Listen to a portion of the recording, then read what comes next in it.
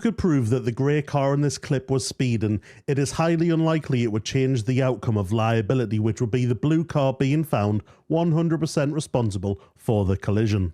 In some circumstances, if the collision was of such velocity and that high value that the grey car's speed would be deemed as reckless with expert witness testimony, you might get some contributory negligence against them, but unlikely if it's 5 to 10 mile an hour over the posted speed limit.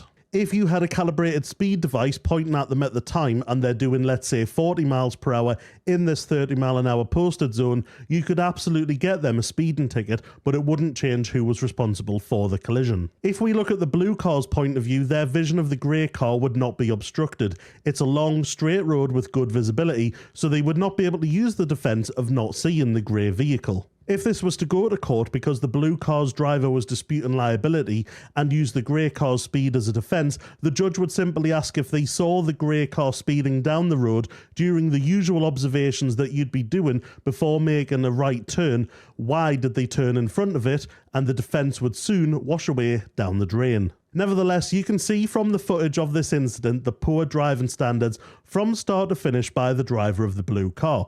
They start turning far too early and far too fast for turning into a blind tight junction at 20 mile an hour speed limit. Although it's a one-way street, you cannot take for granted that a car wouldn't be going the wrong way or backing out of the junction, or a pedestrian could be crossing the road just after the entrance to the junction or the road. Near the junction, you still have to check it's safe and clear to be able to enter the junction before you drive into it. From where they started turning, they could possibly not have done that. The full liability in this scenario would be going against the blue car. Lovely jubbly, sound as a pound.